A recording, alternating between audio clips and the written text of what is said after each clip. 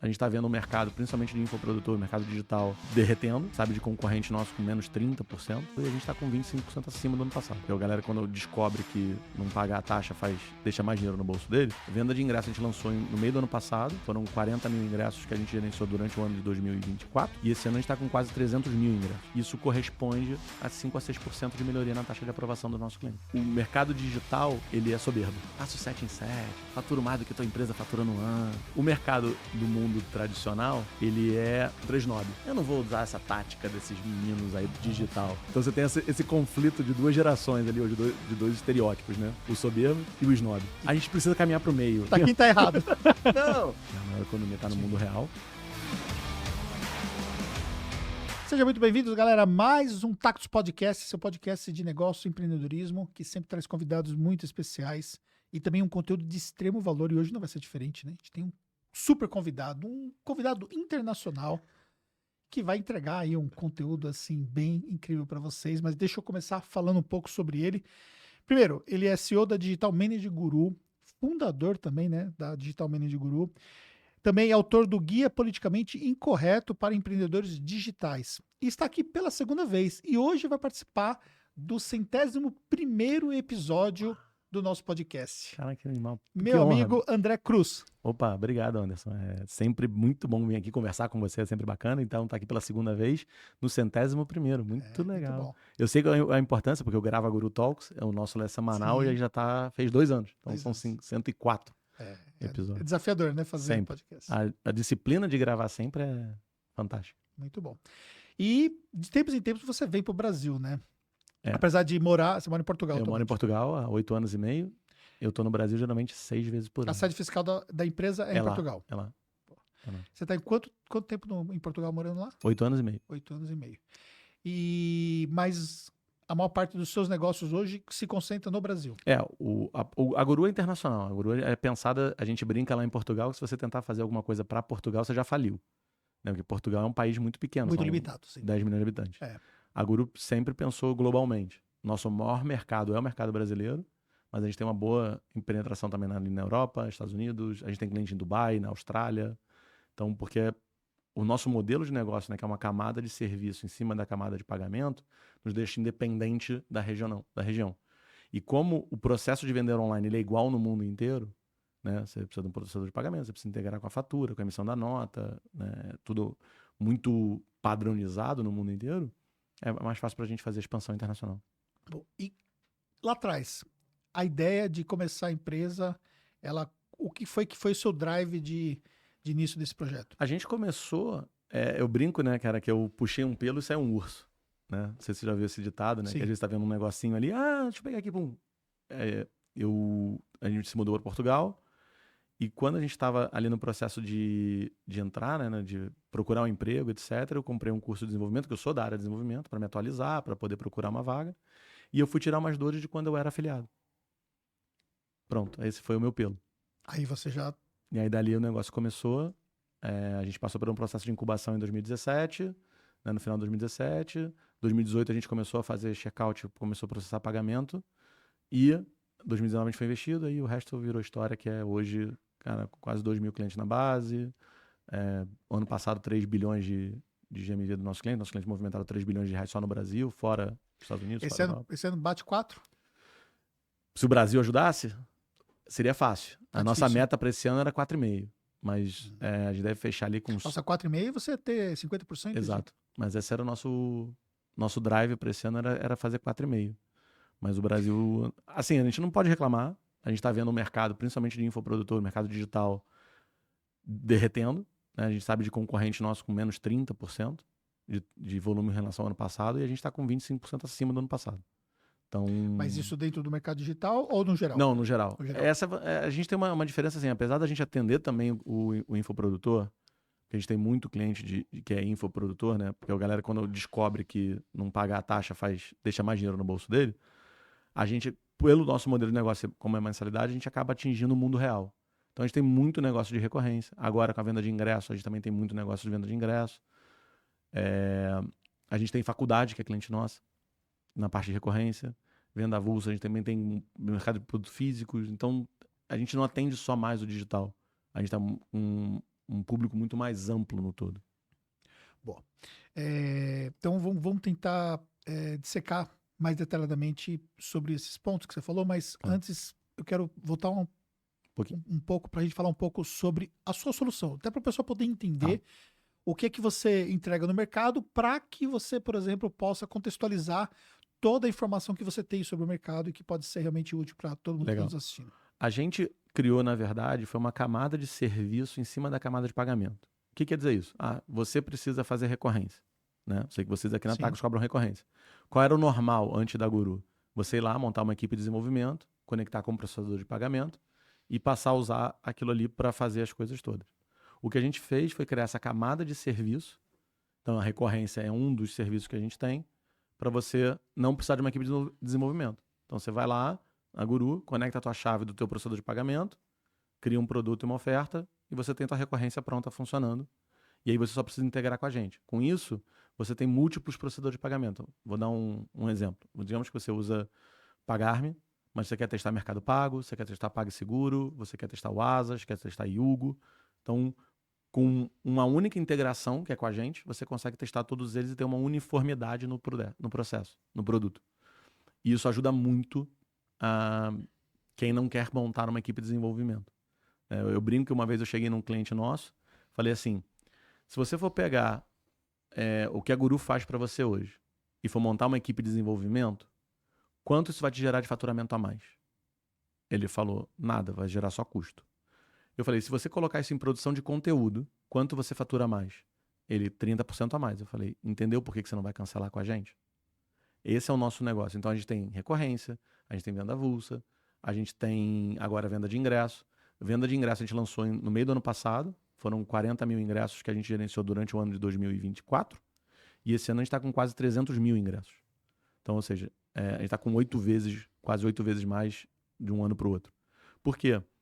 Porque as regras praticadas pelos players atuais, né, que foi também onde a gente começou, a mesma regra que era aplicada pelo mercado de infoprodução, é 10, 12, 15% sobre o valor do produto.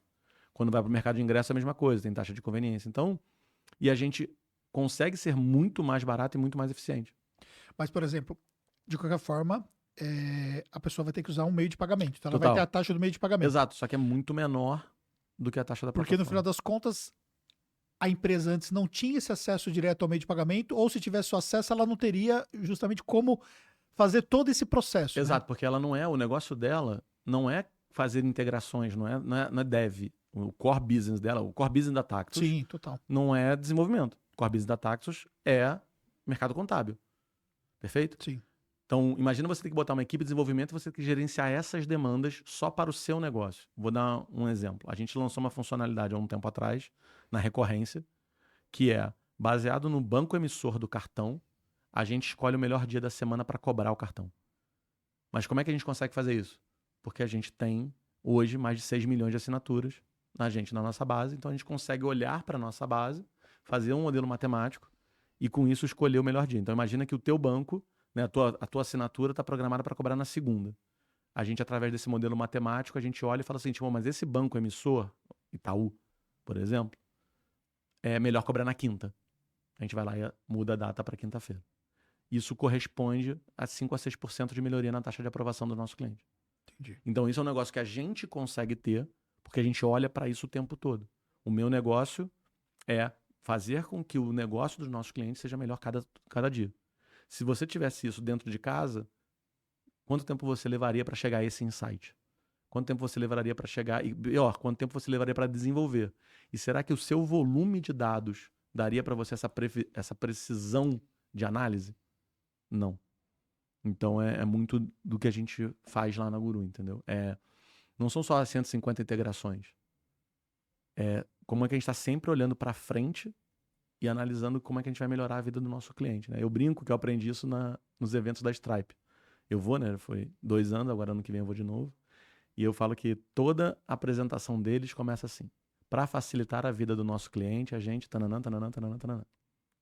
Ou seja, totalmente centrada no cliente. Exato. E aí as soluções são definidas com base nisso. Exatamente. É como a gente facilita a vida do nosso cliente. Como é que a gente melhora? A gente lançou vários dashboards de assinatura que dão uma visão muito clara para os nossos clientes do que é um negócio de assinatura, as métricas que aparecem lá. A gente tem motivo de recusa pelo número da tentativa de cobrança. Então você consegue saber, o cartão do cliente deu esse motivo de recusa na primeira tentativa, na segunda tentativa deu esse, na terceira tentativa deu esse, e aí você consegue entender o comportamento de compra do teu cliente. Churn, e aí você consegue ver por quê, quais são os motivos, por quanto tempo o cara fica, se é voluntário, se não é involuntário, né? O voluntário é o cara que clicou para cancelar, o involuntário é o cara que deixou cancelar e foi embora.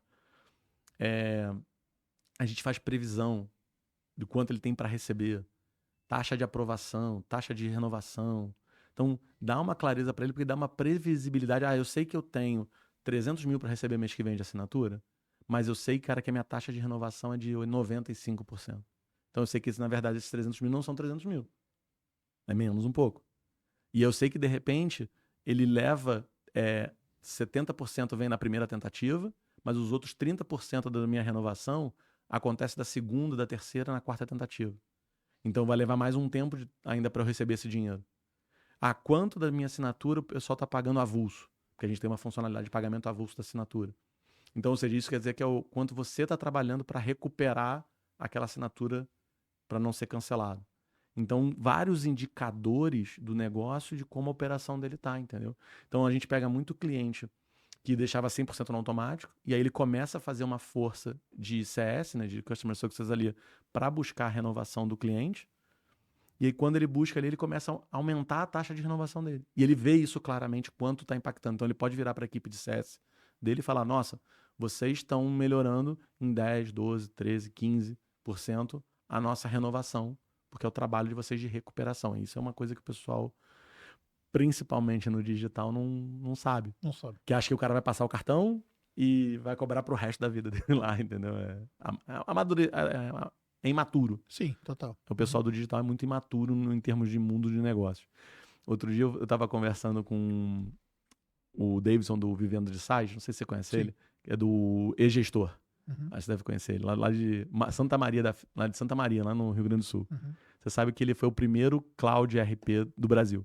Não sabia. Porque, sabe por que ninguém sabe? Porque ele não tá no eixo Rio-São Paulo. Ele tá lá em Santa Maria, no Rio Grande do Sul.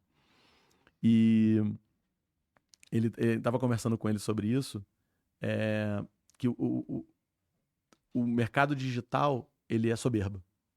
O infoprodutor. Faço 7 em 7, faturo mais do que tua empresa fatura no ano. Sim. A gente já sabe. E o mercado do mundo tradicional, ele como é que foi que eu falei? É uma soberba. E o outro é snob. Eu não vou usar essa tática desses meninos aí do digital. Sim. Entendeu? Então você tem esse conflito de duas gerações ali, ou de dois estereótipos, né? O soberbo e o snob. A gente precisa caminhar pro meio. Isso, entendeu? exatamente. Eu ia perguntar quem tá errado. Não! A gente precisa caminhar pro meio. Sim. Acho que falta. Não é nem uma coisa nem outra. Acho que falta pro digital. Vamos aproveitar o momento atual que a gente tá gravando. A gente tem uma campanha rolando onde um dos grandes influencers se vestiu de noiva. Sim, total. Entendeu? Vai fazer a maior Black Friday. Exato. Mas o que vale o resultado? Será que vale tudo no mundo? Aí vem a soberba. Né? Será que vale tudo isso só por conta do faturamento do outro lado? Será que vale esse tipo de exposição? Será que ele contribui para o mercado fazendo esse tipo de exposição? Ou será que isso já é uma apelação? Isso é só filosófico, gente, pelo amor de Deus, tá? É só filosófico.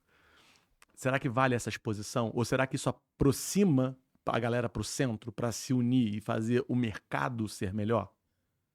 Ou será que isso afasta a cara? Eu vi muito comentário de mundo real, que é LinkedIn, onde parece estar a maior parte do mundo real empresarial, o pessoal se afastando, falando muito mal dessa campanha. É claro que no digital ele vai ter uma tração gigantesca, o digital está acostumado com isso. Mas será que isso aproxima? Será que isso ajuda? Mas isso, por exemplo, é só uma releitura do que foi feito ano passado. Mas eu não sei se a galera tá mais exposta a isso, entendeu? Ou eu não tava tão exposto. Talvez assim...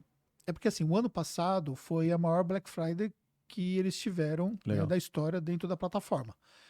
E aí, esse ano, o desafio é se tornar ainda maior, né? Perfeito. Então, acho que eles falam, se não me engano, são em 100 milhões de vendas projetadas, né?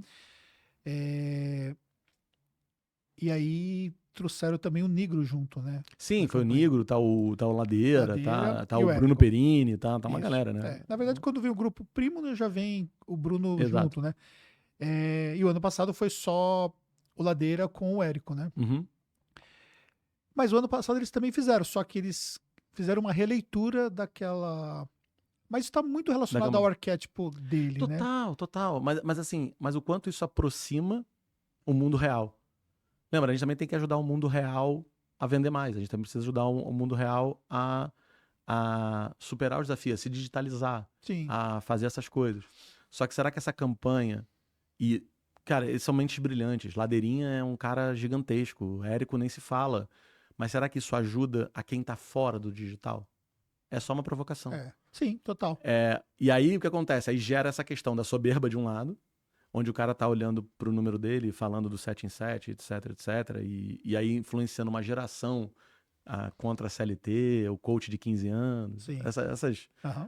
pra mim, bizarrices, tá, gente? É pra mim. Mas é muito, né? E do outro lado, você tem um mundo real que quer vender mais, só que ele fica na meio snob do tipo, eu não vou me sujeitar a esse tipo de marketing. Eu não vou me sujeitar a esse tipo de estratégia. Esse tipo de estratégia não cabe na minha marca. E ele também tá certo. Você não vai conseguir ver marcas tradicionais fazendo determinadas escolhas. Mas aí, por exemplo, existe toda uma construção estratégica de marca. Você pegar, por exemplo, o G4, né? O G4 é uma marca que tem um arquétipo muito próprio, né, do governante, que tem uma bandeira muito bem fincada dentro do posicionamento político, inclusive muito forte de direita. Sim. E tem 3 fundadores que são completamente diferentes um do outro, mas que respeitam claramente os fundamentos da marca. E que tem toda uma estratégia direcionada para os objetivos da marca. E que tem resultado, e que tem um pé forte dentro de toda a estratégia do digital, mas que não faz, por exemplo, esse tipo de campanha, de modo geral. Né? Total. É sobre isso. É como a gente une os dois mundos. Entendeu? Então, o G4, por exemplo, é o movimento do Thales agora, do movimento do Atlas, né? Que ele tá fazendo lá. É um movimento fantástico. Né? Por conta do Vale, né? É muito relacionado ao G4 Vale, né? Sim, mas eu vejo assim, cara, que no final do dia são os empreendedores que carregam o piano. Sim, total. Sacou? Uhum. E eles é que precisam ser ajudados. E eles precisam ver que eles não estão sozinhos. Sim, total. Então, só que o G4, ele fala muito mais com o mundo real. Sim. Ele usa... O G4 tá fazendo muito bem essa junção que eu tô mostrando. Concordo plenamente. Ele usa as táticas do digital, entendeu? Mas ele tá trazendo o público do real, que é onde a maior economia, sejamos sinceros. A maior economia tá no mundo real. E isso, pra mim, é o convergir, entendeu?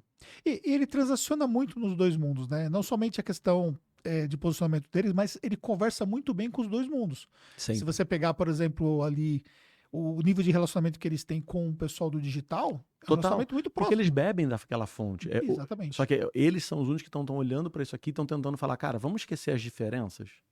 Vamos pegar, cara, o que tem de bom de um lado? Vamos pegar o que tem de bom do outro? Porque como seria uma boa marca... Tipo, o G4 construiu uma marca usando as táticas do digital. Mas essa marca não seria nada se ele não tivesse um bom produto. Ok? A Vendice fez a mesma coisa. Sim. Né? O Caio Carneiro, né, com o Flávio Augusto lá e o Joel J. Cara, fizeram um negócio fantástico com a Vendice. Então você tá vendo marcas que teoricamente não eram nada 5 anos atrás se tornarem marcas mega valiosas porque elas entenderam, cara, ok, eu não preciso nem de nem 8 nem 80. Eu não preciso estar 100% aqui no digital, fazendo 100% esse tipo de coisa, mas eu também preciso do mundo real para fazer o meu negócio ficar ainda maior e ter um impacto ainda maior no negócio, entendeu? Eu vou falar de um outro tema mais ou menos parecido. Mairo Vergara também é um outro gigante. Total. Só que eu sempre disse que ele nunca vai ser um wizard. Sim. Por quê? Porque ele tá usando só o digital. Entendeu? E aí eu tenho alguns clientes, a Vendice era cliente nossa, a Mad Coffee era cliente nossa. Por que eu tô dizendo era? Porque elas foram compradas pela Wiser Educação e aí passaram a rodar lá dentro do mundo Wiser, né? E etc. Eu até ganhei um abraço do Flávio Augusto por causa disso numa imersão. E por que não aconteceu a mesma coisa com o Mairo? Porque ele não tinha o mundo real. Porque ele nasceu no mundo real. Exato, mas só que a mentalidade dele... Total. E é isso que eu tô querendo dizer. Tem a galera que tá... E se você pegar de novo o G4, todos eles são do mundo real. Sim, são do mundo real. Total. Então eles pegaram o digital, as melhores práticas do digital e trouxeram para o mundo real. Você pegar o Caio Carneiro, eu conheço o Caio Carneiro bem antes da Vendes. Muito antes. Né?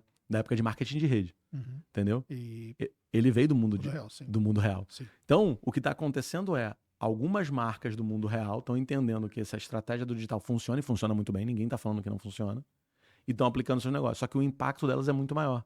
Então, os números que eles comemoram no digital são ruins.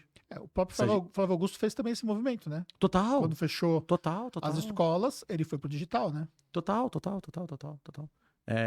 E quem ficou insistindo nos meios tradicionais na pandemia teve problemas sérios, né? De conseguir sobreviver, né? Entendeu? Então, a questão toda é, quem nasce no digital é mais imaturo profissionalmente falando.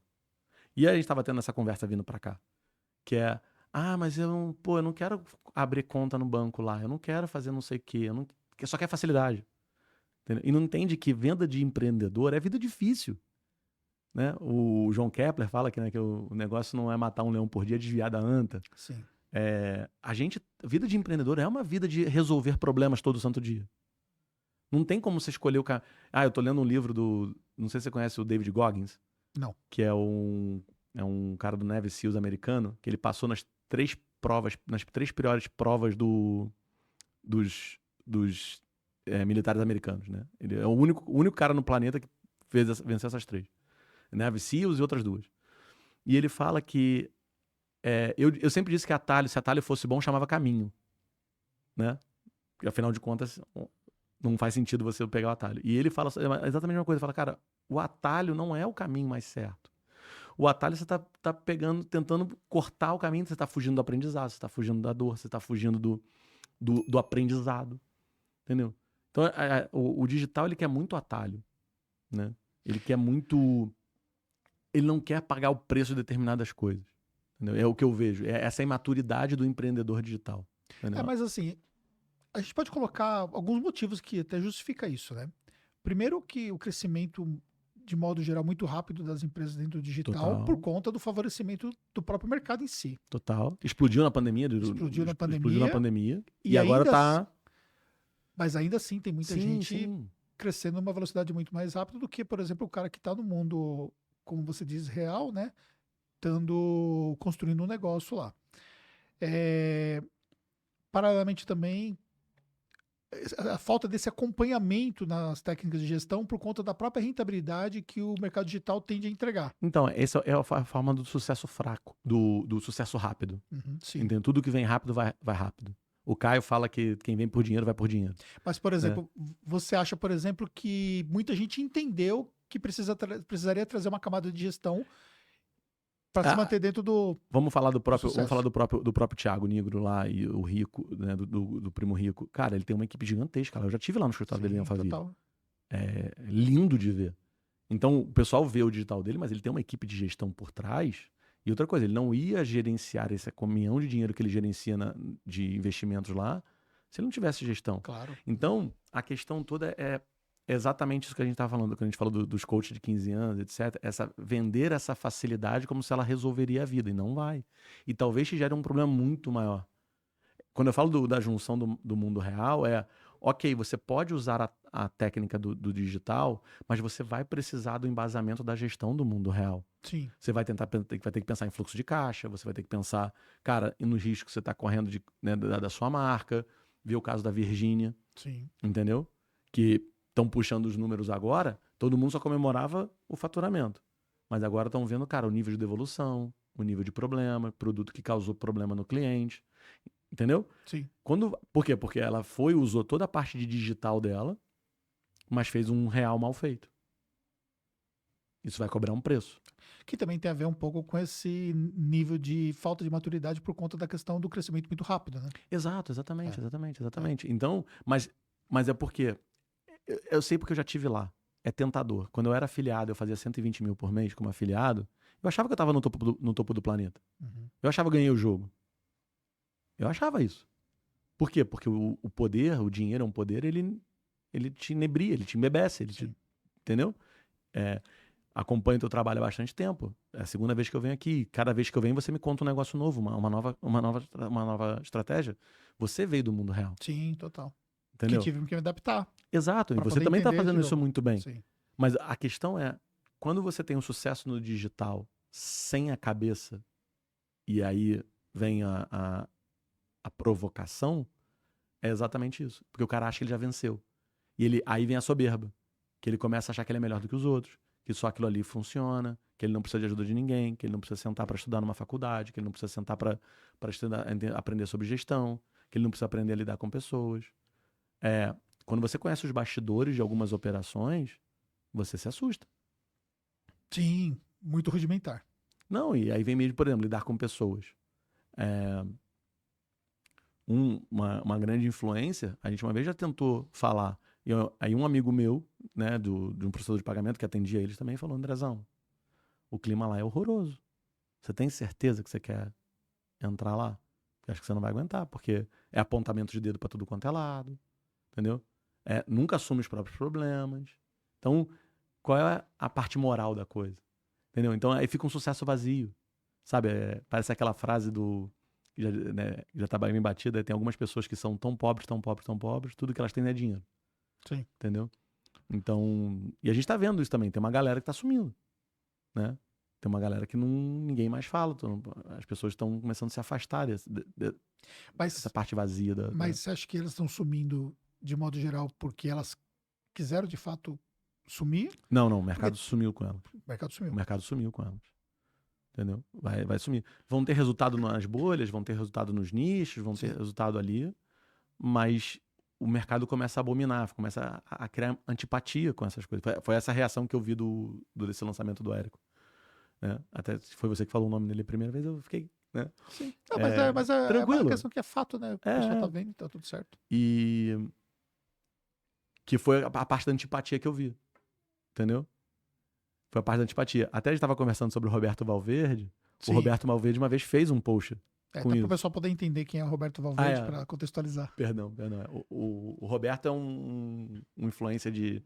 Não é influencer, ele é um cara que trabalha em conselhos de empresas e trabalha como fazendo M&A, Merger and Acquisition, né? Compra de empresas, né? Por outros, né? Ele é muito forte no LinkedIn, no Instagram, enfim. É um cara muito gente boa, eu sigo há bastante tempo. Eu recomendo muito o conteúdo dele, se você que é empresário, empreendedor, né?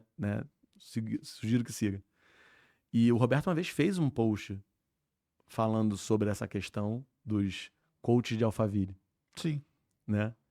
E um dos rapazes lá do grupo... Eu dei risada, botei palmas, botei lá. E um dos rapazes do grupo Primo, que tem conexão em comum, ele me chamou no privado e...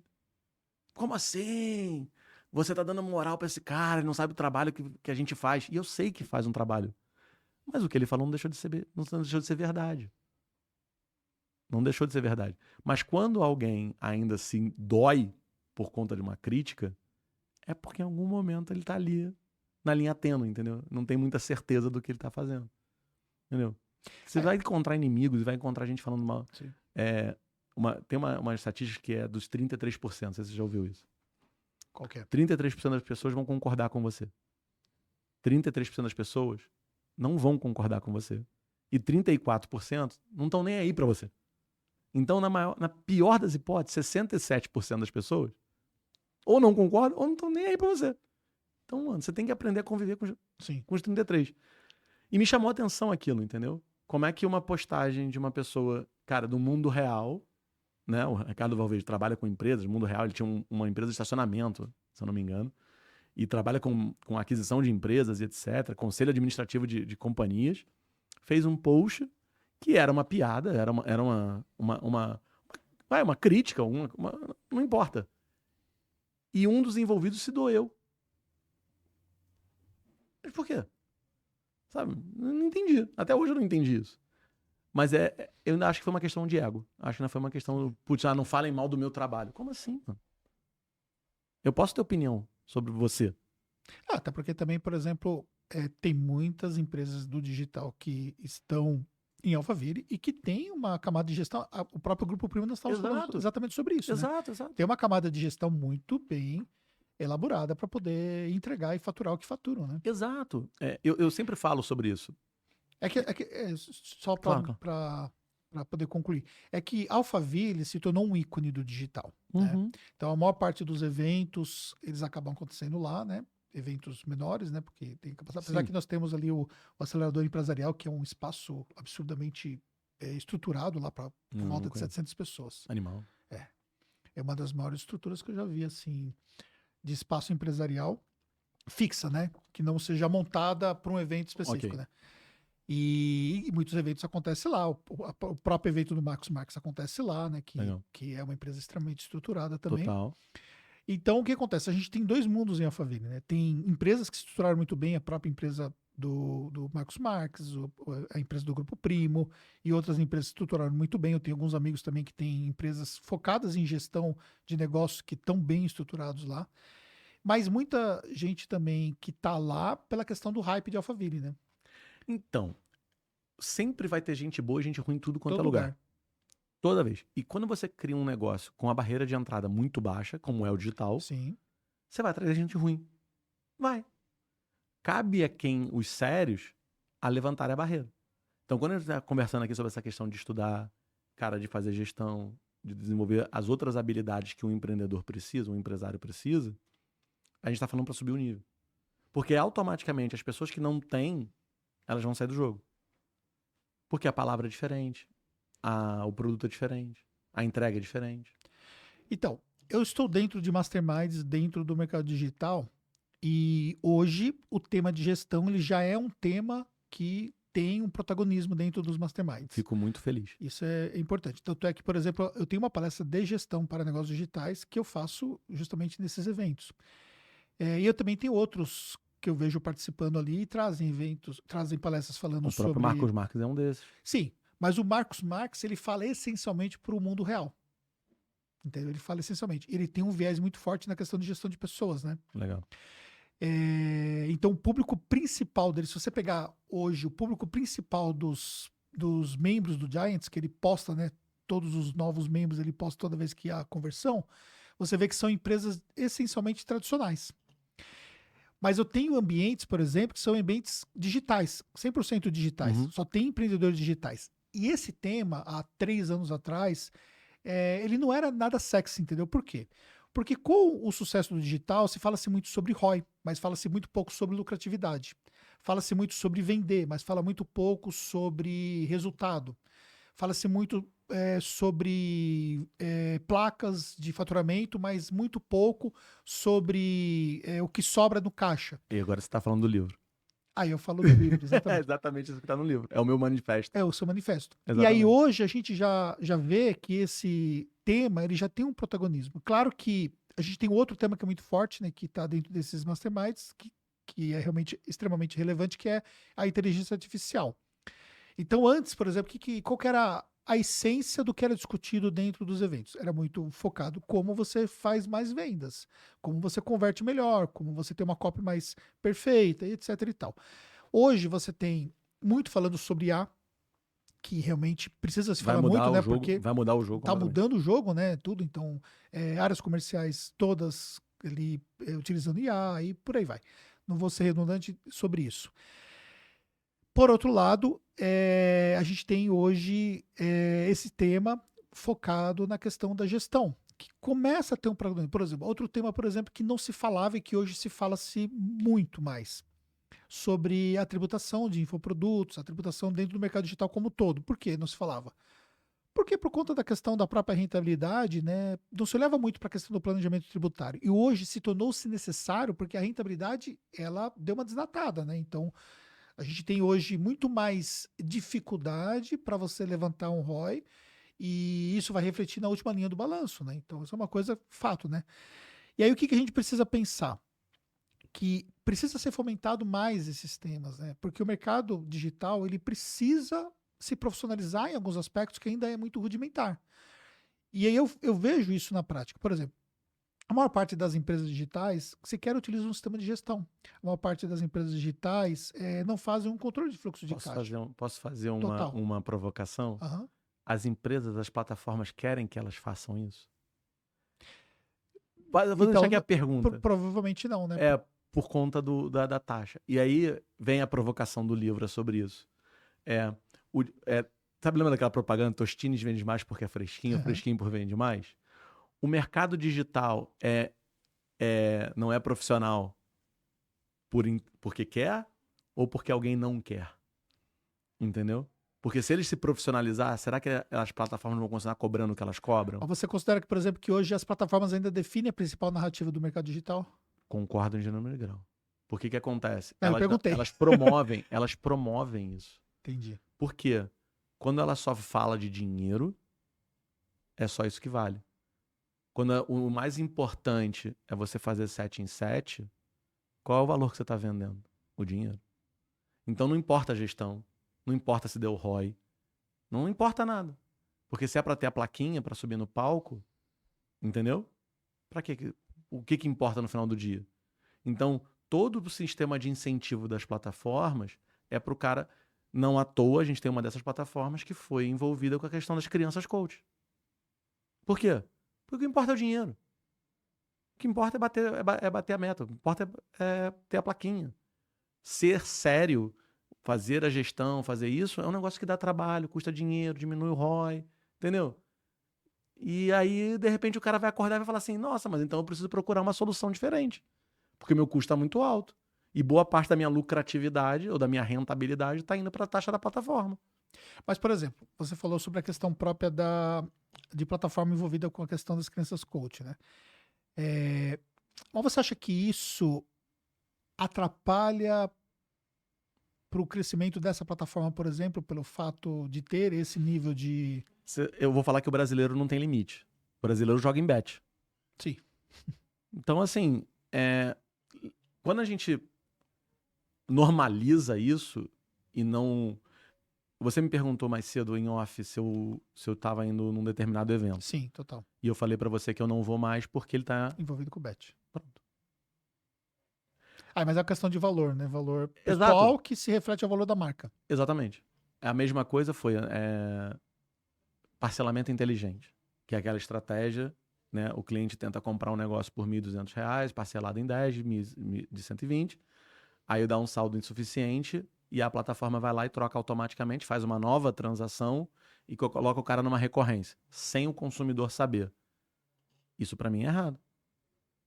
E sempre foi, a gente nunca fez isso na Guru. Porque se você tem a possibilidade do cara tomar o limite inteiro do cartão ou o cara assinar, fazer uma recorrência, por que você não dá essa opção pro cara no checkout, pro cara fazer a compra? E o mais engraçado é que eu soube que a plataforma que lançou essa coisa mirabolante, entendeu? Ela mudou o nome de parcelamento inteligente e agora o comprador tem que marcar no checkout que ele aceita essa segunda tentativa para transformar numa recorrência. Porque deve ter tido muito problema. Mas alguém teve que levantar a voz e falar a verdade. Entendi. Enquanto todo mundo falava. E eu vou falar, por causa do Thales, eu comprei uma estátua do Atlas. E eu tava falando sobre isso aqui fora. Uhum. O mais importante não é levar o mundo nas costas. É você suportar o peso de sustentar isso sozinho. Entendeu? Entendi. É muito sobre isso. O certo é o certo. Então, quando você valoriza só o dinheiro, só a plaquinha, só o movimento financeiro, você vai atrair esse tipo de pessoa. Você vai atrair esse tipo de comportamento. Mas quem não gosta de ganhar uma placa? Cara, e a gente dá a placa. A questão não é essa. A gente dá a placa lá na Guru. A questão não é a placa. O problema não está na placa. O problema não é. O problema é quando você fomenta isso. A nossa placa, por exemplo, não é acumulado. Entendi. A nossa placa é anual. Por quê? Eu quero chocar você com o seu próprio resultado. Porque se você receber 2 anos seguidos a placa de 5 milhões, então o negócio tá uma droga. Faz sentido onde eu tô querendo chegar? Não houve evolução. Mas então, eu não quero fazer placa de 5 milhões, aí no ano seguinte o cara faturou mais 5 e mandar pra ele uma de 10. E uma de 15. Não. Eu quero que ele tenha uma coleção de placas que mostre a jornada dele. A jornada empresarial dele. O problema não é a placa, o problema é o valor que ela traz. Quando você só é reconhecido porque você tem aquela placa. Eu tenho cliente que não tem... me paga R$ 49,90 e tem a mesma atenção do cliente que me paga um plano Enterprise de, sei lá, de 3.500 euros por mês. Eles têm a mesma atenção dentro da plataforma. Eu dou a mesma. Agora, a gente sabe de casos de gente, cara, que tinha um resultado financeiro bom, passou por um momento ruim e ninguém mais queria saber dele. Por quê? Porque a única coisa que é valorizada é o movimento financeiro. Entendeu? Então, voltando à questão do amadorismo do digital, será que as plataformas querem o profissionalismo? Porque se os caras começarem a fazer conta e perceber que não é 10%, é 25%, porque você tem que botar antecipação, Sim. você tem que botar o boleto que você poderia não estar pagando nada de percentual e está pagando 10% e está esperando 30 dias para receber. Você tem o valor do financiamento que o comprador paga e você não vê nenhum real daquilo. Sim. Teve um organizador de eventos, né, um cara do mercado digital, fez um evento aqui, estava rodando uma plataforma dessa. Não, ele falou assim, André, não, porque eu já rodei com fulano e eu consegui negociar com ele lá 50% dos juros do parcelamento. Por que ele conseguiu negociar 50% dos juros? Porque temos nós, onde ele fica com 100%. Então as plataformas estão tendo que rebolar também, porque a gente existe. Porque acaba que a plataforma acaba entregando outros entregáveis para esse cara permanecer na plataforma, né? Aí você está fazendo exatamente como o governo faz. Né? Eu adoro essa frase. Né? Ah, tem outros integráveis. É igual o governo. Que te rouba imposto. Né? Para mim, imposto é roubo, tá, gente? Eu sou libertário. Para mim, imposto é roubo. Ele te rouba na forma de imposto, mas ele te entrega saúde grátis, educação grátis, segurança grátis, transporte grátis. Mas nada funciona direito. Sim. Entendeu? É a mesma coisa. Porque como esses negócios não competem no mercado, ok? Uma área de membro de uma plataforma dessa não compete no mundo real, ela só está fechada no mundinho dela. E ela só existe pela justificativa da taxa. Sim. Ela não tem como ser boa. É a mesma coisa no nosso sistema de saúde. Como ele só existe para justificar o imposto que é roubado, ele não tem por que ser bom. Ele só tem que existir. Vai fazer uma melhoria ou outra, vai fazer não sei o quê, mas não vai funcionar. Mas aí, por exemplo, um grande player, ele permanece na plataforma, não é pela área de membros, porque ele tem já a área de membros própria. Ele acaba aparecendo pela própria. Um dos entregáveis seria justamente a visibilidade que a própria plataforma entrega. Né? Aí que acontece, aí vem as outras coisas. Eu já converso com vários caras do mercado, e tem um que fala, puxa, plataforma tal, mas esses caras me geram leads. E aí, se você começa a ver os figurões, e aí vem a crítica que eu vi do LinkedIn dessa questão do Érico, é que o pessoal está começando a comparar isso ao mercado de pirâmide financeira. Que é a estrutura se retroalimentando para seguir vendendo o vendedor de curso. Ah, mas isso sempre foi dito, né? Sim. Não é mas nada novo, né? Sim, só que está ficando cada vez mais escancarado. Porque como você falou que o mercado está cada vez mais apertando a rentabilidade, entendeu? Vou contar a história maior, então. Tem um grande influenciador que fala sobre tráfego pago, certo? Sim. Ele forma milhares de gestores de tráfego todos os anos. O mercado consegue? Não consegue. Ok. E o que a plataforma criou? Um marketplace para você oferecer os seus serviços na promessa que ficaria mais fácil de você encontrar uma vaga. Sim. Conseguiu funcionar? Não. Entendeu? Mas aí mas não é geral... uma pirâmide financeira, Sim, eu concordo. Mas quando você ganha mais dinheiro vendendo o treinamento do que a pessoa conseguindo gerar, e aí essas mesmas pessoas são aquelas que fazem a movimentação e vendem como afiliados o próximo, não tô falando que mas fica bem parecido. Isso aí tem aquele ditado, né? Assim, se cheira peixe, parece com peixe, nada como peixe. Peixe né, gente? Boa. Mas vamos lá, você falou sobre a questão mesmo do gestor de tráfego, né? A gente tem um elemento aí dentro do mercado de gestor de tráfego, que é a Meta. Ok. Que a Meta, ela tá tornando cada vez mais o trabalho do gestor de tráfego ou somente o gestor apertador de botão, ele inútil. Porque no final das contas a Meta tá entregando isso já semi-pronto e só vai piorar. Então, ou seja, esse cara, tal qual outras profissões, ele precisa se reinventar. Ele precisa se reposicionar. Porque no futuro a tendência é justamente que esse cara fique sem Mas vai ter uma mercado. coisa que a IA não vai fazer. Tem ali uma linha tênue na questão que ainda tem a subjetividade humana. Sim. Da nossa referência. Eu brinco que cada célula do meu corpo viveu os 49 anos da minha vida. Eu tenho uma sensibilidade inteira aqui no meu corpo com relação a isso. Então tem coisas que a gente decide empiricamente. Total. A IA vai ser sensacional, e eu concordo. Mas a gente vai precisar de cada vez mais pessoas com experiência, pessoas decididas a tomar decisões. A gente vive num mundo hoje que você não pode mais ficar em cima do muro. Sim. Hoje você tem, a gente falou da G4. Não existe um grupo hoje mais posicionado e, né, determinado a marcar aquela posição do que a G4. Total. Entendeu? E pagando preço, né? E pagando preço. E vai pras cabeças mesmo. Tem? Atlas. É. Vou voltar, cara, Atlas. Levando e comprando o preço de carregar sozinho aquela bandeira. Não tá nem preocupado se vai ser... E a gente vai ver no mundo cada vez mais do que isso. Sim. E a galera da IA, ela tem um problema, que ela não tem experiência. Né? Eu tenho 49, tá, gente? Eu não sei a idade do Anderson. 50. Estamos próximos. Você é de 76. Sou de 76, A gente tá próximo. A gente leva uma vantagem. Porque o nosso arcabouço Sim. de palavras, de história, etc., a gente consegue comandar a IA muito melhor. Sim. Essa molecada mais jovem, ela não consegue nem perceber quando a IA alucina, porque a resposta tá... Ah, sim, isso é fato. Mas assim, a IA vai fazer 80-20. Exato, Só que assim, não tem espaço para toda essa galera que está se formando para fazer os 20%. Por dois motivos. Primeiro, porque não vai ter espaço para não vai ter tanto trabalho assim para 20% para toda essa galera que está se formando, e também pelo fato também de não ter essa experiência. Aí a gente precisa de caras com essa experiência. É aquilo, por exemplo, que acontece, por exemplo, nos meus criativos.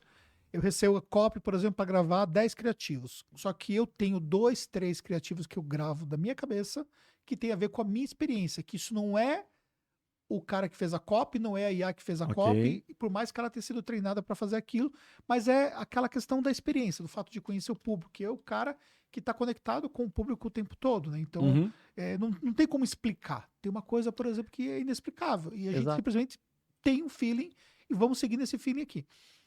E quando a gente vai para essa galera que está se formando, eles não têm esse feeling, né? Então é natural, porque falta maturidade, e não é culpa deles e tal. Total. Mas a maior parte das pessoas que vão para o digital, elas vão baseado na promessa de realmente ter algo que vai ser um sucesso absurdo, né? E quando a gente vê outros segmentos, por exemplo, o cara que vai, por exemplo, se formar para ser psicólogo, a pessoa que vai se formar para ser... Deixa eu fazer uma defesa aqui. Gente, tem mais dinheiro fora do digital do que dentro. Um bom pedreiro hoje cobra quanto ele quiser. Se você duvida disso, assiste o Vem com Oséias na Construção. Procura esse canal no YouTube. O cara é um pedreiro que criou um canal no YouTube que é o quê? É onde ele angaria cliente. Ao mesmo tempo ele ensina... Mas não é uma profissão sexy, né? De modo geral. Mas presta atenção, mas só que a galera tá falando dessa história do dinheiro, ok? Cara, um bom eletricista, um bom marceneiro... Eu assisto um cara de marcenaria nos Estados Unidos que ele vende uma mesa de madeira com epóxi por $35 mil. Mano, eu entendo que não é um trabalho sexy.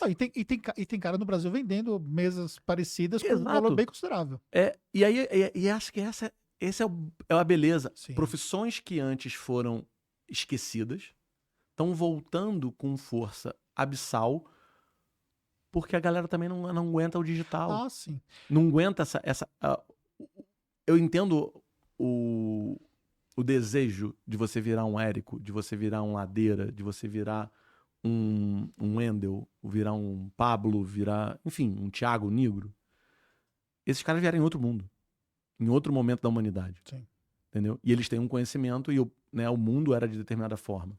A gente já coloca em xeque hoje se o mundo do Thiago Nigro vai existir.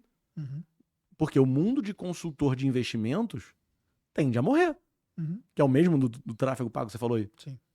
Então, será que vale a pena você querer ser o próximo Thiago? Porque será que ele vai existir? Será que você vai precisar dele? Entende? Agora, eu acho que as pessoas vão continuar precisando de marceneiro. Sim. E vão continuar precisando de pedreiro. Então, e eu acho que essa está sendo uma como é que chama? Não é uma antítese. Enfim, essa dualidade. Enfim, tá sendo bem interessante de ver. Tá entendendo? É meio louco. É um paradoxo. O paradoxo, isso. Obrigado. Esse paradoxo é bem louco.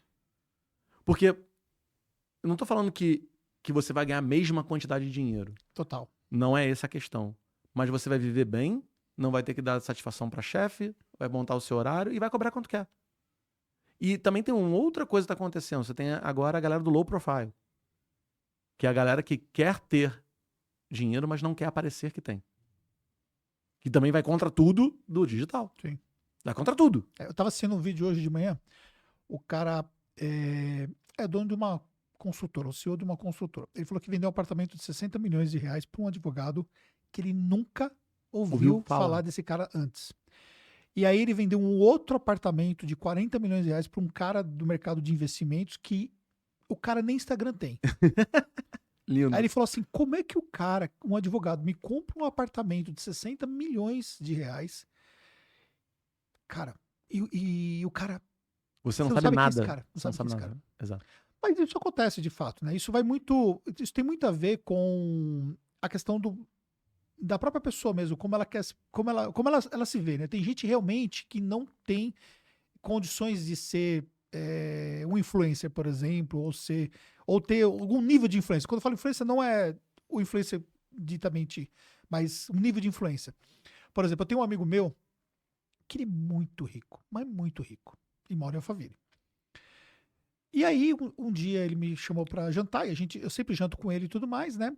Mas eu acabo que uso mais o conhecimento dele do que ele usa o meu conhecimento, sendo bem sincero. Ele como se fosse ali um advisor meu, um mentor meu. E um dia ele me chamou, cara, preciso fazer umas perguntas aqui e tudo mais e tal, que você vai me ajudar. Eu falei, bora lá, né? Porque é uma forma de eu pagar ali um pouco as moedas de troca que ele tem comigo. E aí ele falou, cara, eu tô pensando em ter um processo de influência, ser influenciador. Aí começou a contar e tudo mais e tal. Comecei a perguntar pra ele por quê, tal. Eu falei, cara, isso não é pra você, velho. Super legal. Você é um cara extremamente low profile. Você é um cara que não tem nem Instagram. Você não gosta de aparecer. Você não tá afim de pagar esse preço. Você é um cara que, com o dinheiro que você tem, você consegue andar sem segurança. Entendeu? Isso é uma moeda altíssima. É. Altíssima. Altíssimo. E, sinceramente, não é pra você. Aí, depois ele... E ele é piloto da Fórmula Porsche, né? E o que eu percebo? Ele tem os caras que tiram foto lá e tal, tem um cara que segue ele, faz umas fotos muito bonitas e tudo mais. Ele nem posta as fotos. Ele guarda pra ele. Guarda pra ele e manda pros amigos. Então, toda vez que ele tem ali a corrida, ele manda as fotos pra mim e tudo mais. E aí eu fico trocando ideia com ele. É isso, o tesão dele é esse. Ele não quer aparecer. E esse cara não precisa aparecer pra ter o sucesso que ele tem. Ele não precisa aparecer. Porque, na verdade, o que a gente tem de movimento hoje, né, de retroalimentar essa questão, quer seja no digital, quer seja em outros segmentos também, porque na contabilidade também isso acontece, né? Tem muita gente, por exemplo, na contabilidade andando de helicóptero para cima e para baixo, porque isso é sexy. Eu vim com um amigo seu uma vez na executiva de Portugal pra cá. Foi? Foi. Um amigo seu desse tipo aí. Desse tipo. Então, será que é amigo meu? Eu aconteci com ele. Foi uma coincidência bizonha, porque eu entrei no avião, sentei na executiva tal, e aí vem um cara filmando, não sei o que lá. E eu falei, gente, uma influência do meu lado, mano. Logo, eu sou low profile pra caramba, mano. Sim. Eu falo, eu só faço tudo que eu faço no Instagram, nas redes sociais, porque o pessoal me manda, porque eu mesmo preferia ser super low profile, sacou? E a gente tinha uma reunião no dia seguinte com a equipe dele. Que loucura. Eu falei E aí, até o Renato com a gente aqui, né? Eu falei com ele, Renato, vê se o fulano tá no avião aqui. Ele falou, André, o cara tá voltando da Europa hoje. Vê se ele tá no voo da TAP. Ele falou, tá. Eu falei que ele tá sentado do meu lado. Renato, eu não acredito, mano. E era verdade. Sentado do meu lado. Eu me aprendi, oi, eu sou o André da Guru, tal, etc. Ele, legal. Falei, eu tenho uma reunião com o rapaz do teu time amanhã. Aí ele, falei, tô te stalkeando aqui no voo. Cara, Mas é isso, né? E aí a questão... Vende esse glamour. Vende o glamour. Entendeu? Aí a gente sabe que não tem glamour nenhum. Exatamente. Não E tem aí glamour. eu defendo essa questão da não glamorização da contabilidade. Entendeu? Eu defendo... porque você passa a vender outro serviço, né? Porque aí as pessoas não estão vindo para a contabilidade entendendo o papel dela no planeta, né? Na organização social, que é ajudar os empresários, ser o braço direito dos empresários, né? Ser aquele consultor que o empresário não sabe de determinadas coisas, que vocês são os especialistas em impostos e em todo lugar do Sim. planeta o imposto, as regras, né, as leis mudam a cada 25 segundos, pra achar que é uma profissão que todo mundo vai andar de helicóptero. Sim. É sobre isso. É. Entendeu? O que Nem que todo eu... consultor de investimento vai virar o Thiago Nigro. Não Exatamente. vai, mano. A realidade é o seguinte, vamos lá. Não significa que você não vai andar de helicóptero, não significa que você não vai andar de executiva, não significa que você não Vai ser pobre. Não é isso. Não é isso. Mas isso não faz parte do seu dia a dia. Exato. Em 99,99% Exato. das pessoas dentro do mercado contábil. Isso não faz parte do seu dia a dia. Essa realidade é a realidade que eu defendo. Exato. Porque o que acontece? A pessoa, por exemplo, que acha que ela vai montar uma empresa de contabilidade e isso vai permitir ela ter acesso a essa vida que, na minha visão, é totalmente irreal, ela vai ficar muito frustrada. É um deslumbrado. Porque ela fica deslumbrada com aquilo e depois ela vive um momento de frustração. E a ideia que eu vendo é que, cara, você pode ter sucesso na contabilidade e você pode ter acesso a isso, tal qual eu tenho acesso a isso. Exato. Só que isso não faz parte do meu dia a dia. Não tem a menor razão, por exemplo, amanhã, por exemplo, eu vou para Goiânia.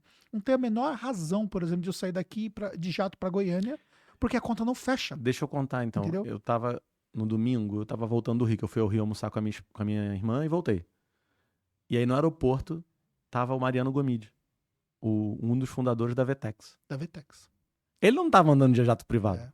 Ele tava no aeroporto pegando o mesmo avião que eu. Sim. Ele não tava. Porém, nós temos o Alfredo, da G4, que é ex-Vetex, andando de jato privado para um lado Sim. pro outro. Só que aquilo ali é outra história. Sim. Ele- Até porque ele é influenciador também. Não, mas ele precisa disso Total, também. sim. Porque uma vez eu vi, sabe por que as pessoas compram avião? Para comprar tempo. Total. Não é o jato. Você pode pegar quem é que tem jato privado? É as pessoas que precisam estar em 40 lugares diferentes. Um jogador de futebol, o pessoal da Fórmula 1, um artista. O cara tá comprando tempo. E tem os caras que compram porque querem. Mas porque eles também estão comprando tempo, porque eles ficarem no aeroporto. Eu sei porque eu tô com 105 mil quilômetros esse ano de avião. Então eu sei quanto desgastante é. Mas tem coisa. Mas eu tava lá. O Mariano Gomide, cara, um dos fundadores da Vetex, junto com o Geraldo, né? Até hoje é o CEO da Vetex. Cara, no aeroporto normal. E ele caraca, mano, uma empresa aberta na bolsa.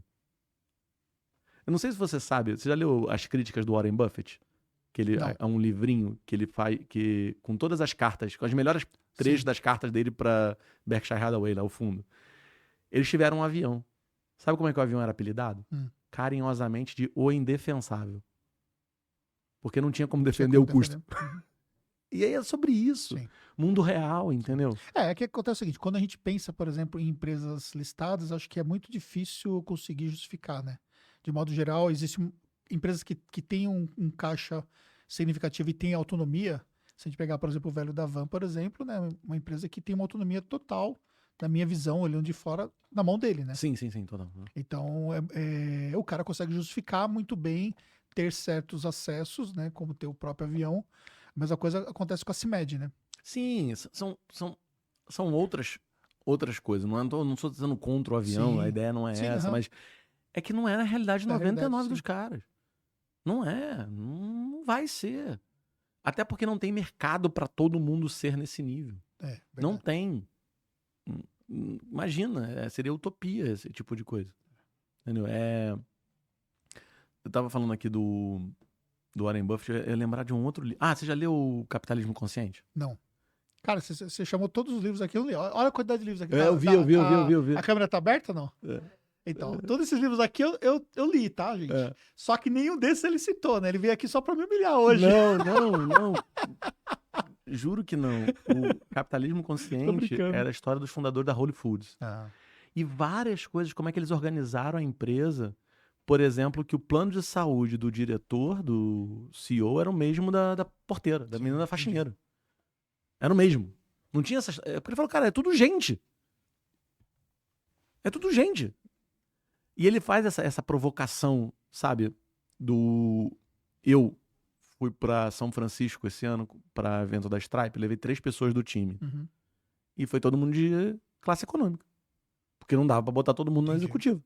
Porque não tem essa do tipo, eu vou no executivo e os demais vão. Não, mano. Se eu tô sozinho, É uma coisa. tá tranquilo. Mas quando eu tô com mais gente, não dá pra ser Tá diferente. certo. Entendeu? Onde eu como, come todo mundo. Né? O Renato tá aqui passando a semana comigo em São Paulo. Cara, tá no mesmo hotel que eu. Entendi. Eu acho que ele tá num quarto melhor do que o meu. Tenho quase certeza que. Poxa. Esse é uma queixa, né?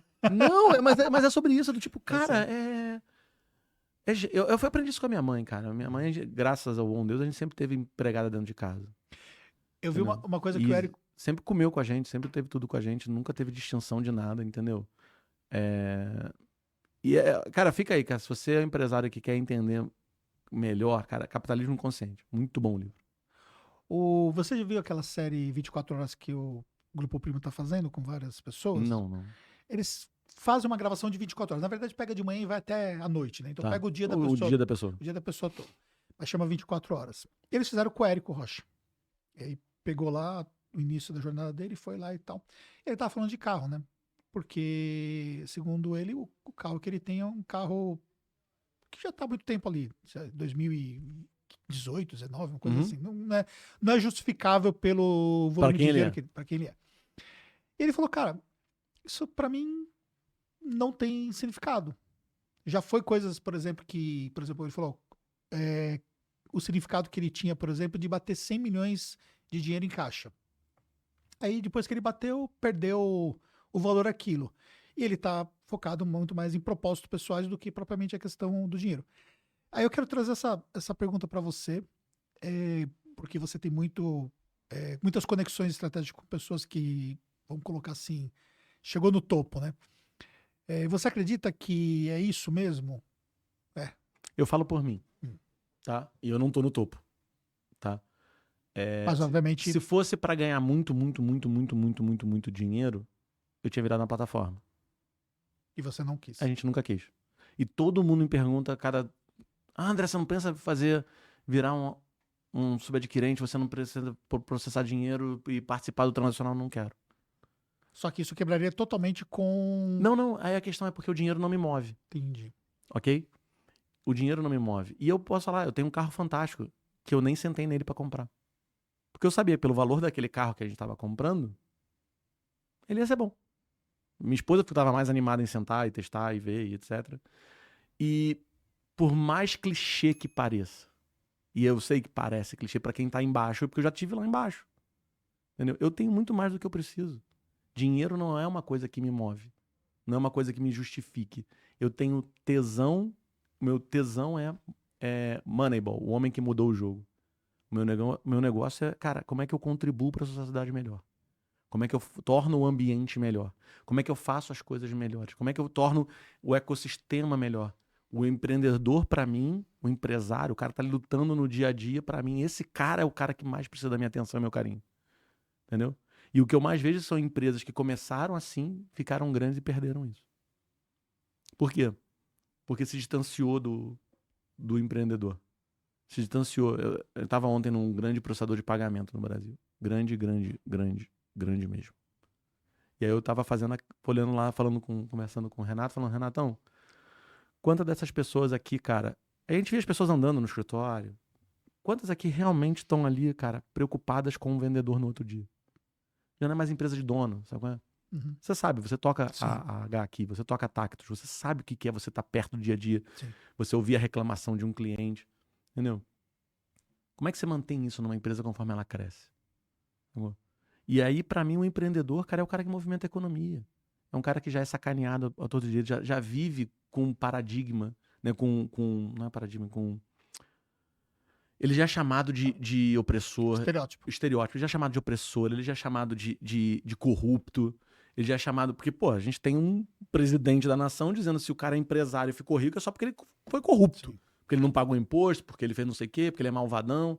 E mesmo assim o cara topa passar pelo processo todo santo dia. Abrir uma empresa, contratar gente. Você sabe qual é o peso de contratar alguém no Brasil. Lá na Europa não é muito diferente. E esse cara tá sozinho. Esse cara tá sozinho no field. Então eu agradeço muito o trabalho da G4, muito o trabalho da Vendes, todo mundo que tá ali contribuindo pro empreendedor, cara, conseguir ter mais chance de sobreviver. Isso é o que me motiva. Entendeu? Eu vim aqui conversar com vocês e isso é o que me motiva no final do dia. E você acha que nós vamos ter uma mudança nesse jogo político e empresarial? Vai. Você acredita que sem isso dúvida. Porque Você acredita que isso acontece na próxima eleição? não o mundo todo está caminhando para um ambiente mais fair para o empresário. E eu moro em Portugal. As leis do trabalho em Portugal são mais duras que a do Brasil. E eles não estão aguentando. Porque isso inibe o desenvolvimento de nova tecnologia, a evolução social. Entendeu? Mas você acha, por exemplo, que as pessoas que estão na base do CLT, elas conseguem entender? Elas não querem mais ser CLT. Essa é uma piada boa que a molecada criou, que chamar os outros de você vai ser CLT quando crescer. Essa foi uma piada boa. Eu gostei disso. Mas isso está muito mais relacionado à nova geração ou está relacionado às pessoas que Não, hoje... Vê o número de pessoas que hoje trabalham por aplicativo, que são autônomos e etc., que estão ganhando a vida. Mas, por exemplo, nós estamos vivendo uma discussão, por exemplo, agora do iFood, por exemplo, dos entregadores. Se isso é factível, por exemplo, que eles sejam considerados, por exemplo, como tendo direitos trabalhistas. Vai ser um caos. Porque Aí- não vai ser aí- só o iFood. Sim, exatamente. É apenas um dos... Não, vai ser o iFood, vai ser o Das Uber, plataformas, total. vai ser tudo. Não sei se você chegou a ver a entrevista não, o trecho do advogado da iFood explicando o processo transacional. Você chegou a ver, não? Não. Aí tá vendo uma coisa que você não viu. Boa! Muito bom. Agora inverti o jogo, tá? Eu não consigo Tá estar em todos os 5-1. lugares. Então, é muito, muito bacana. Porque o que ele fala? Ele fala meio que assim, desenhando isso numa audiência, explicando claramente quais são os envolvidos dentro dessa plataforma e como que não tem a menor justificativa, por exemplo, de você jogar, por exemplo, para uma plataforma ser ali a pessoa responsável trabalhista, até por uma questão de que o entregador, ele tem um serviço ali que ele é part-time, né? Então, ou seja, ele trabalha algumas horas na hora do almoço e trabalha algumas horas à noite. Isso se ele optar de trabalhar os dois períodos. Então ele presta serviço, não trabalha, ele presta serviço para a empresa que contrata e só usa a plataforma como intermediação de todo esse processo. Algumas pessoas mal intencionadas gostam de deturpar essa questão. São só pessoas mal intencionadas. Elas dizem estar defendendo o trabalhador, mas ela não entende que basta ele não ligar o aplicativo. Se ele acha que está sendo explorado, que acha que... E eu falo isso, ando aqui em São Paulo de Uber o tempo todo. Sim. E o cara do Uber fala, não, tu vê porque a Uber fica com não sei quanto. Eu falei, mano, é só tu não ligar o aplicativo, cara, relaxa. Mas tu ligou de manhã, não ligou? Então é porque ela é boa. Porque se ela fosse ruim, tu não ligava. É a mesma coisa, a gente voltando pra plataforma do digital, do cara que continua lá, mas reclama da taxa. É a mesma coisa. Mas, por exemplo... É só sair de lá. Mas hoje você começa a ter outras alternativas, por exemplo, ao iFood, né? Exato, Isso a 99, começa- a 99 Food lá, Exatamente. acabando com a taxa. É, Yes, adorei quando eles fizeram aquilo. isso mexe com o mercado. Sim, e o que eu vejo é que o mercado de intermediação, ele vai perder o seu valor. Se eu não me engano, acho que eu comentei com isso na última vez que eu gravei com você, que é que todo custo tende a zero. Essa máxima continua sendo máxima. Então, o intermediador ele é necessário enquanto o custo é alto, porque ele centraliza o custo. E aí ele dilui o custo na base toda de usuários que ele tem. Só que conforme o custo vai diminuindo, entendeu? A necessidade do intermediador diminui. Então, antigamente era muito custoso para bancos fazerem determinadas coisas. Hoje, com a IA, com a tecnologia toda, etc., esse custo reduziu. Então faz mais sentido o banco absorver essa operação e trabalhar ele. Porque ele já tem toda a musculatura. Ao invés dele ficar perdendo para um intermediário e ele passar a ter aquela fatia de rentabilidade. Entendeu? O jogo é sempre o mesmo. Então, o que eu vejo que vai acontecer? O iFood dominou? Dominou. Mas vão surgir outros caras. A Goomer é um exemplo, a 99 Food é um outro exemplo, que agora tá, né? A 99 tá fazendo a aposta de, não, vamos fazer 2 ou 3 anos sem taxa. Só que depois de 2 ou 3 anos, mano, acabou. Não tem mais como você voltar essa taxa. O que vai acontecer o mercado vai desenvolver essas soluções, entendeu? Para viver sem essa receita. Vai encontrar outras soluções para viver sem essa receita. Base de clientes. Entendeu? Vai aumentar a base de cliente, vai procurar operações mais nichadas. E veja que todo o monopólio ele só existe por conta da regulamentação. Então, essas pessoas que estão defendendo a regulamentação, que o iFood tem, só estão favorecendo o iFood. Porque ele é grande o suficiente para pagar. e vai repassar esse custo para alguém. Né? Quem não entende isso, que você, como contador, e aí a audiência, que, cara, vocês são contadores, vocês sabem, toda a legislação aumenta custo. Porque você tem que tomar conta de mais uma variável. Sim. Ok? Então, o iFood tem. Então, ao invés de você falar sobre isso, você tinha que facilitar isso. Ao invés de você ser contra e querer botar todo mundo na CLT, ok? Porque hoje só o iFood pode pagar, então ele vai continuar tendo monopólio. Você tinha que trabalhar para diminuir ainda mais a barreira de entrada para que outros players possam entrar e morder o iFood, como está acontecendo com a 99, como está acontecendo com a... Tem uma outra chinesa também que está vindo aí. Tem o próprio Rappi, que foi comprado pela Amazon. Entendeu? Temos um jogo, né? Quem gosta de futebol americano aí, o Everaldo Marques. Temos um jogo, entendeu? É sobre isso. Como é que a gente facilita o mercado. E eu vejo, esse é um caminho sem volta no mundo inteiro. Porque o dinheiro está escasso no mundo inteiro. Aí, voltando para aquela discussão, para a gente fechar isso aí, da taxa dentro do digital. Você hoje vê um movimento de diminuição de taxa? Eu vejo que eles estão negociando mais. Estão negociando mais. Por quê? Porque a gente existe. E eu tô bem. É sobre isso. Eu nunca falei que eu queria ser maior, ganhar, matar, acabar com o meu... Até o Davidson lá falou assim, não, dominância do mercado. Eu não quero isso. Eu só quero que as pessoas paguem preços justos. Se a gente contribui para uma melhor negociação lá na plataforma do lado, que o cara vai sentar lá e vai conseguir negociar melhor, vai conseguir ter uma taxa melhor. Eu já fiz um trabalho para a sociedade indireto. Já tá ficando mais dinheiro no bolso dele. Se o cara conseguiu dividir lá o 50% da taxa do parcelamento, sim, eu já tô feliz também. Total. Porque eu tô ajudando a mudar o mercado. E quanto mais eu aumentar a minha ampliação, o meu trabalho é dar trabalho para elas. Elas estavam nadando num mercado onde elas cobravam o que queriam, todo mundo cobrava, todo mundo menos, né, ali no mesmo... Isso eu conto no livro também, né? Que é todo mundo ali mais ou menos fazendo a mesma coisa, então ninguém falava mal de ninguém, porque é todo mundo tão sujo, o mesmo pau do galinheiro, né? Todo mundo sujo, né? Mas aí ficava aquela guerra.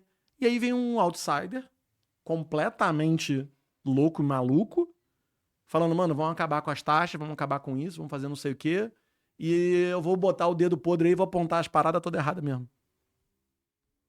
E o mercado começou a...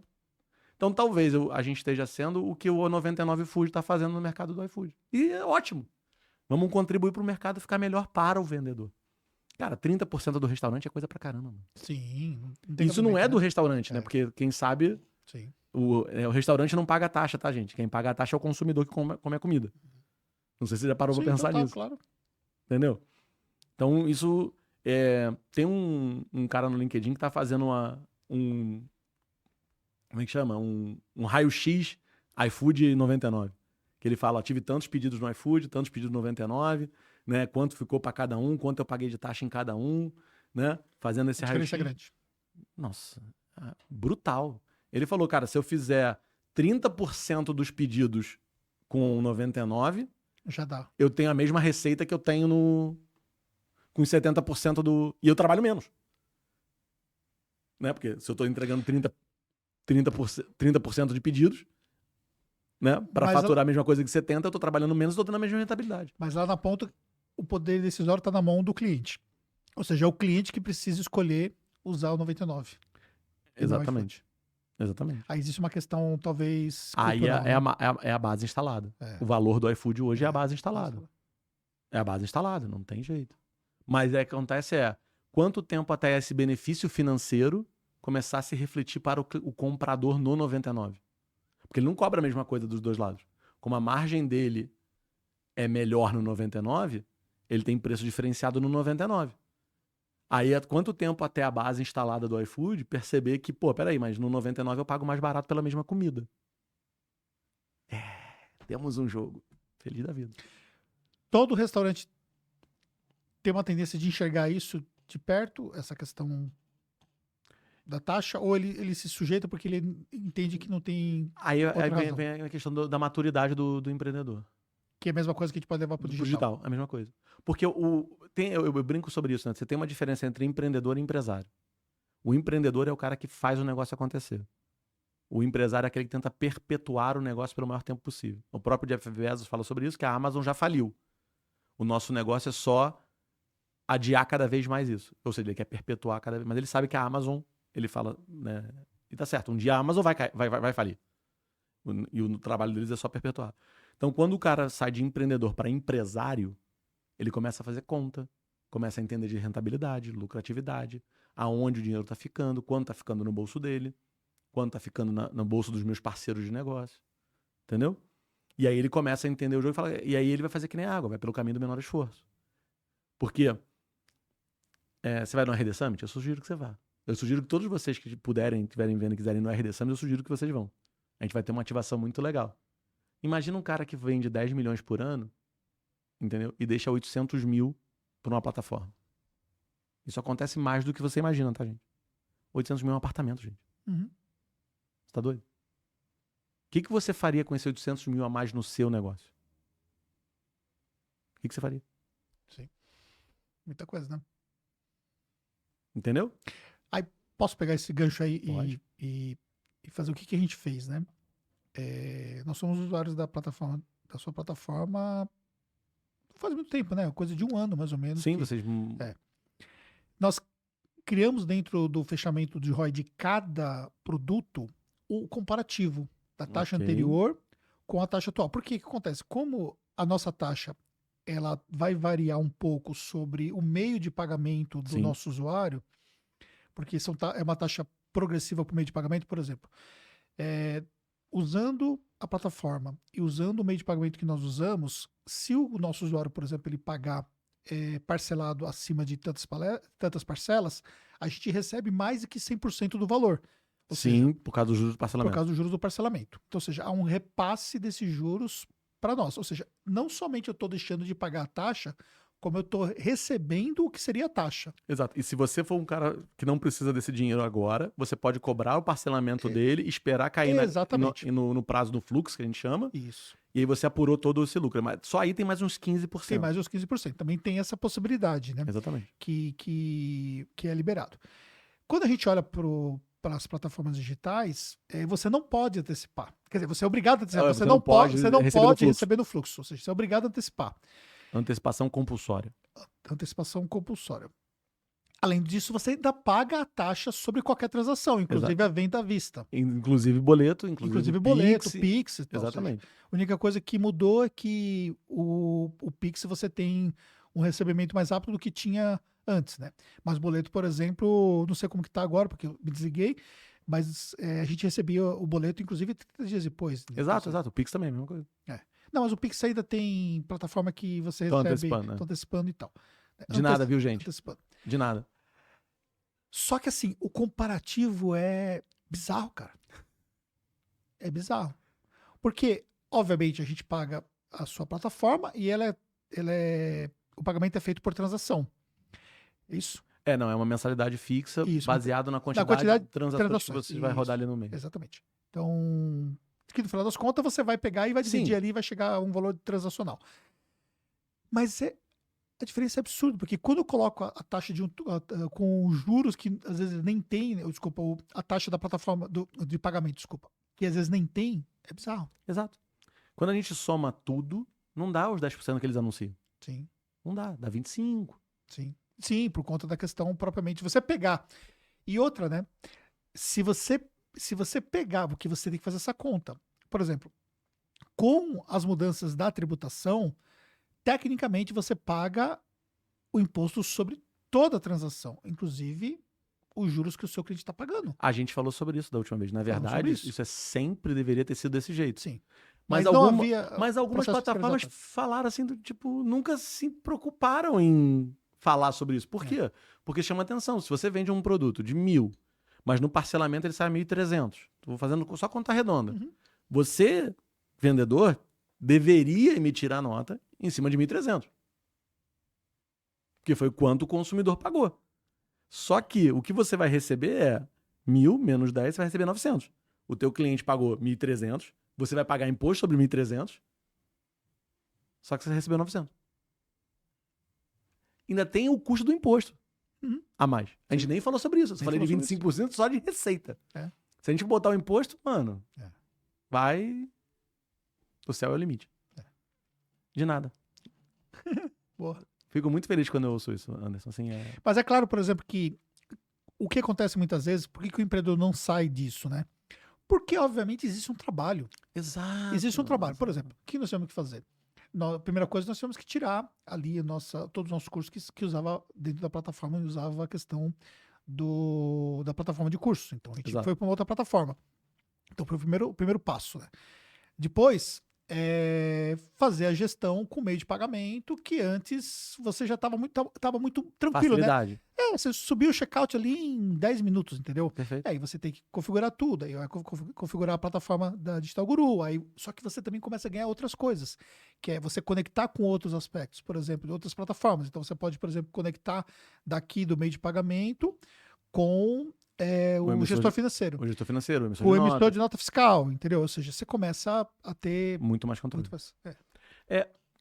E aí a gente falou sobre isso já alguma vez. Cara, a vida do empreendedor, de verdade, a vida do empresário, não é fácil. Sim. E outra coisa, o cara que é empresário, ele sabe, custa que nem unha. É. Tem que aparar o tempo todo. Volto e falo, vai no RD Summit, vocês vão entender essa piada depois. Custa que nem unha. Essa é a vida do empreendedor. Essa é a vista do empresário. Ele tem que fazer esse jogo. Ele tem que olhar para o negócio dele. Sim. Entendeu? O que mais me deixa revoltado com o modelo iFood, com o modelo das plataformas, o modelo de taxa e etc., é porque ele tira a liquidez do mercado. E você faz uma concentração de riqueza na plataforma. A plataforma é rica, enquanto o cara que está gerando essa riqueza para ela está empobrecendo na outra ponta. Entendeu? Porque essa liquidez, vou pegar esse cara de 10 milhões, são 800 mil a menos no negócio dele por ano. Caraca, mano. O que ele faria a mais? Quantas pessoas ele contrataria? Quanto mais de tráfego ele faria? Quanto mais ele teria apetite ao risco para fazer ainda maior e transformar esses 10 em 25 milhões no próximo ano? Entendeu? Então, tem um papel. A plataforma é boa para o cara que está iniciando, para o cara que quer manter o custo baixo. Que claro. O cara... Eu não posso falar sobre isso. Uhum. Não é nós somos maravilhosos. Não. Ela tem um papel dela. Porque também tem um processo facilitador. Exato. De você subir. Ele faz a educação muito melhor do que eu, ele treina o cara muito melhor do que eu. Mas assim, ele prepara a noiva e eu caso com ela, tá tudo bem. Uhum. Entendeu? Mas é sobre isso. Mas tem gente que vai continuar lá e também tá tudo bem. Sim. Só que o simples fato da gente existir da forma como a gente é e ganhando cada vez mais visibilidade e ganhando cada vez mais tração, cada vez mais cliente, a gente tá quase com 2 mil clientes hoje, cara, mais a gente empurra dificuldade para eles. Mais a gente faz eles rebolarem. Ou seja, o cliente pode não migrar pra gente, mas o fato da gente existir e continuar crescendo faz com que o cliente dele seja beneficiado por a gente existir, mesmo que ele não rode com a gente. Porque ele vai ser obrigado a ter melhores condições de negócio lá. Boa. Então, tá bom também. É isso aí. Entendeu? Não é sobre dominância. Total. É sobre mercado. Sim. Vamos lá, pra gente poder fechar. Boa. Onde que você vai chegar em vendas de ingressos? Você falou que vai bater 300 mil esse ano, é isso? A gente fez 40 mil ano passado, tá com 286 esse ano, 86 mil ingressos. Tem mercado para 1 milhão de ingressos ano? Fácil. Tem. Acho que é uma questão... Se a gente continuar nesse ritmo, mais uns 2 anos a gente chega a 1 milhão de... A maior fatia que você tira hoje vem de quem é dominância do mercado? Aí o mercado de eventos eu acredito muito mais nele, até mesmo que o digital. Sim. Porque é um mercado muito maior, é um mercado muito mais explorado, porque tem a taxa da plataforma, tem a taxa de conveniência para o comprador, tem o dinheiro preso durante até X dias depois do evento, tem uma série de outras coisas. E é um negócio que é recorrente, a nossa marca está exposta ao usuário ali, porque não é só no checkout, quando o cara compra, tem o ingresso, tem o QR Code. Foi muito engraçado que um amigo meu, aquele que a gente conversou, né, o Bernardo, que a gente conversou, ele do Conarec, ele mandou para mim: André, tô aqui com o ingresso do Conarec. É um evento que aconteceu aqui em São Paulo recentemente, foram 15 mil ingressos que rodou com a gente. E ele viu a nossa plataforma. Então tem essa percepção, entendeu? Então a gente vai se consolidando em mais uma área. A gente é muito bem consolidado no infoproduto, a gente é muito bem consolidado no mercado de recorrência, para SaaS, para mercado que, enfim, tem coisa de vinho, produto físico e etc. A gente tem a universidade que roda com a gente de recorrência. E agora a gente vai se consolidar no mercado de venda de ingresso. Esses são os 4 pilares que a gente sempre quis atender, porque a gente que entende que é, vamos falar assim, um mercado que não é loja virtual, que não é um e-commerce. Você falou 2.000 clientes. Hoje, o mercado de infoprodutos representaria por volta de quantos % do mercado total seu? A gente não analisa assim, mas eu penso que seja menos de 30%. Menos, então, bem menos do que eu imaginava. Menos de 30%. Porque assim, por conta do nosso modelo de negócio, a gente atinge o mundo real. Tá. Que é o cara que não tem margem para pagar uma faculdade, não vai conseguir não pagar. Não tem condições de pagar, sim. Você consegue projetar, bater... Você tem um big number de número de usuários recorrentes que você objetiva bater? 3, 5 mil? O que você... Sim, assim, cara, Tony Robbins, né? Você tá crescendo, você tá morrendo, né? Então a gente sempre quer dobrar. A gente tá desenvolvendo agora um programa de parcerias, uma série de coisas para aumentar a distribuição do produto. Cara, acho que o próximo passo seria chegar aos 5 mil. Tá. É aquela história, os primeiros 500 são difíceis, são mais difíceis que os primeiros 1.000. Sim. Né? Os primeiros 2.000 vão ser mais difíceis que os próximos 4 ou 5 mil, entendeu? Então, acho que o próximo big number seria 5 mil clientes. E eu penso que é factível, se a gente conseguir implementar tudo que a gente quer, talvez em 2, 3 anos a gente consiga isso. Seria dobrar completamente o tamanho. Nós conversamos sobre o lançamento da plataforma de eventos bem no início do projeto lá e tal, quando você estava prestes a fazer o lançamento. Então a gente já conversa há muito tempo, né, sobre ali os planos, sobre isso e tudo mais. E hoje já é um sucesso. Você tem aí projetado algo novo? Sim. Não precisa falar, mas você tem projetado algo novo para trazer para o mercado? A gente fala sobre isso. Isso não é nem segredo, vamos falar assim. A plataforma tem algumas limitações quando a gente começou lá em 2018. Sim. Só que por exemplo, a gente não consegue fazer o order bump no mesmo pedido. Certo. Não adianta te dourar a pílula, né? Tem que falar a verdade, ser transparência sobre isso. A gente tem uma questão de multimeio, de não conseguir fazer boleto mais cartão mais Pix, né? Ou 2 cartões. Tem essas questões. E então, a gente tem no nosso roadmap, a gente corrigir isso. Só que corrigir isso é reescrever a Guru inteira. Porque muda todas as integrações. Muda tudo na plataforma inteira. Entendeu? E isso também nos colocaria num outro patamar de mundo de negócio. Né? Entendi. Porque aí a gente viraria efetivamente um grande gateway de pagamento. Porque a gente é um gateway, mas não no modelo, né, por conta dessas limitações. E esse a big evolução que a gente está... Mas é literalmente escrever do zero. Tá. Então, mas isso é factível pensar para o próximo ano, por exemplo? Era para ser esse ano. Olha só, a gente começou o ano querendo já andar com isso. Porque a gente vai fazer em fases, né? A gente vai fazer... Porque a gente tem uma cultura na Guru que a gente nunca faz uma funcionalidade quebrando coisas antigas. Certo. Então, como é que a gente vai reconstruir isso mantendo tudo funcionando. Certo. Uhum. Né? Operar o coração, né? O paciente não pode morrer. Então, era para ser esse ano. Só que a gente teve várias outras coisas. Tem uma outra coisa que a gente está olhando ainda que vai ser antes disso, que vai ser a parte de pipeline de vendas. Entendeu? A gente está fazendo agora um trabalho com o HubSpot para isso.